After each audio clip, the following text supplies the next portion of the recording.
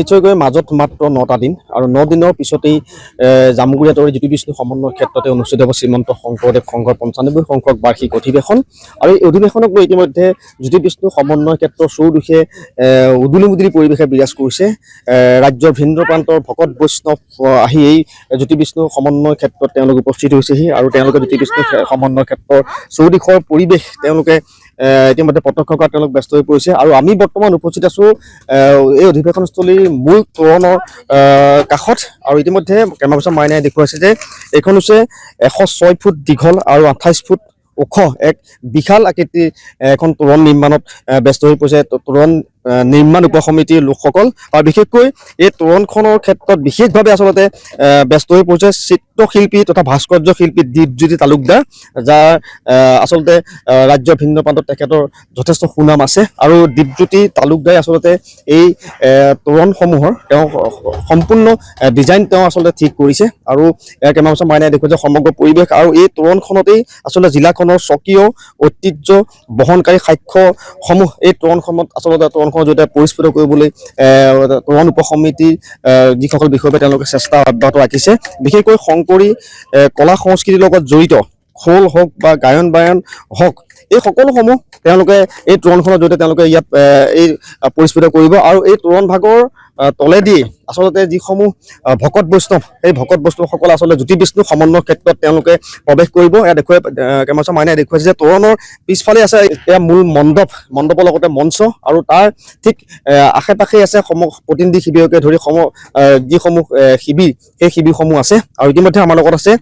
তোৰণ উপসমিতিৰ লগত জড়িত দীপজ্যোতি তালুকদাৰ। প্ৰথমে মই তেখেতৰ ওচৰলৈ আহিছোঁ। কৃষ্ণ,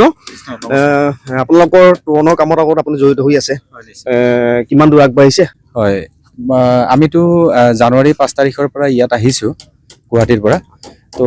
এতিয়া আমি কাম প্ৰথম অৱস্থাত ধৰক যিটো গতি আছিলে তাতকৈ এতিয়া বেছি মানে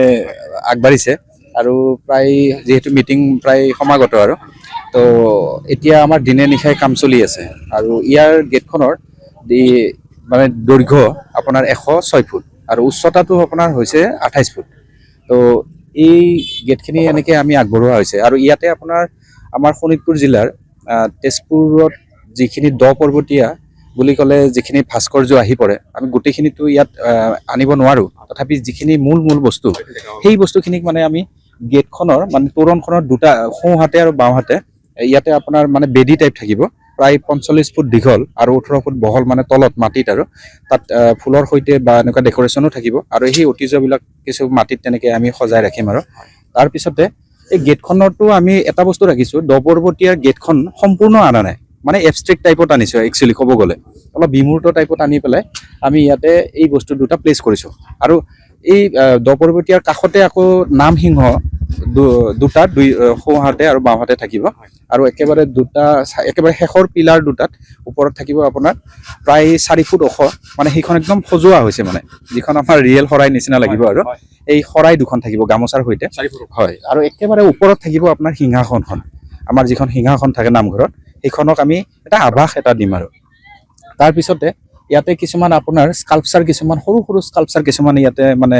পেষ্ট কৰা হ'ব। মানে তাৰপিছত ইয়াৰ সন্মুখত থাকিব আপোনাৰ এই গায়ন আৰু বায়ন থাকিব আৰু আপোনাৰ এই গেটখনৰ ফ্ৰণ্টত থাকিব প্ৰায় 8 ফুট ওখ 4টা খোল। তাৰে আগত আপোনাৰ গেটখন নোপোৱাৰ অকণমান আগতে পাব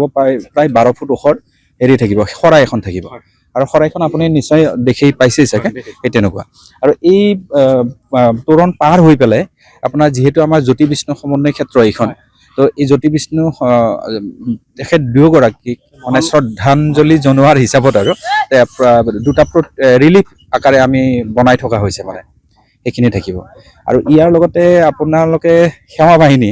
যিটো বুলি কয়, যিটো সেৱা বাহিনী নহ'লে এই অনুষ্ঠান মানে হেৰি অসম্পূৰ্ণ বুলি ক'ব পাৰি। তো তেখেতসকলক মানে দুটা থিম হিচাপে আমি ৰাখিছোঁ তেওঁলোকৰ তোৰণখনত, এইটোৰে এটা আচলতে পাৰ্ট হয়। তো সেই পাৰ্টটো তাৰমানে আমি এটা শিক্ষাৰ লগত আৰু এটা সংস্কৃতিৰ লগত, মানে এই দুটা বস্তুৰ লগতে আমি মানে আগবাঢ়ি যাব লাগিব আৰু তাৰ মাজতে আমি সেৱাও কৰিব লাগিব। মানে সেই বাৰ্তা মানে আপোনালোকে দিব বিচাৰিছোঁ সেইটোৱে। আৰু তাত আপোনাৰ সোঁহাতে থাকিব আপোনাৰ খোল, আমাৰ যেনেকৈ কলা কৃষ্টি আমাৰ ধৰক কামৰূপৰ নাগাৰা থাকিব বা আমাৰ ইটো য'ত যিটো মানে প্ৰচলিত হয়, মানে সেইবিলাক বস্তু মানে ইনষ্ট্ৰুমেণ্টবিলাক পুৰা 3D আকাৰত থাকিব মানে কোনো মানে 2D নহয় মানে ফ্লেট নহয় মানে আপোনালোকে লাইভ মানে দেখি পাব প্ৰায় ওখ মানে যথেষ্ট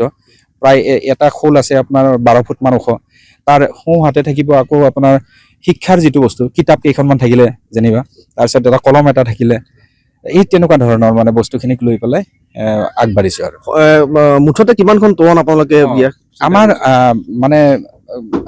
আকাৰৰ ক্ষেত্ৰত মানে বৃহৎ বুলি ক'লে মানে যিটো মানে সেইটো আপোনাৰ মোটামুটি 4খন তোৰণ তেনেকুৱা থাকিব আৰু বাকী 28খন তোৰণ আপোনাৰ হেৰি থাকিব সৰু তোৰণ আৰু গোটেই শোণিতপুৰ জিলাৰ বিভিন্ন প্ৰান্তত মানে সেই তোৰণখিনি মানে আমাৰ থাকিব মানে এতিয়ালৈকে আমাৰ মোটামুটি ধৰক না 80% কাম হৈ গৈছে আৰু এইকেইদিনত 20%ত মানে বাকী থাকিব এইখিনি আমাৰ 4 তাৰিখৰ ভিতৰত পুৰা কমপ্লিট হ'ব মানে কৃষ্ণ এয়া আছিলে তোৰণ উপ সমিতিৰ লগত জড়িত দীপজ্যোতি তালুকদাৰ এগৰাকী চিত্ৰশিল্পী ভাস্কৰ্য শিল্পী আৰু দেখুৱাইছে কেমেৰা পাৰ্চন মাইনাই দেখুৱাইছে যে এয়া হৈছে জ্যোতি বিষ্ণু সমন্বয় ক্ষেত্ৰৰ পৰিৱেশ আৰু জ্যোতি বিষ্ণু সমন্বয় ক্ষেত্ৰতেই তেওঁলোকে মহান ব্যক্তি জ্যোতি প্ৰসাদ আগৰৱালাৰ বিষ্ণু ৰাভাৰ দুটা প্ৰতিমূৰ্তি তেওঁলোকে ইয়াত স্থাপন কৰা তেওঁলোকে ব্যৱস্থা হাতত লোৱাৰ কথা ইতিমধ্যে ব্যক্ত কৰিছে আৰু ইয়াৰ উপৰি এই স্থানতে আচলতে প্ৰায় 12 ফুট উচ্চতাৰ এখন শৰাই থাকিব আৰু ইয়াৰ উপৰি বিশাল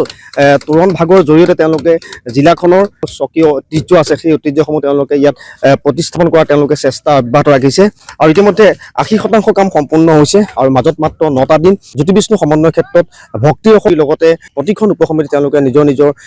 কামত তেওঁলোক ব্যস্ত হৈ পৰা পৰিলক্ষিত হৈছে।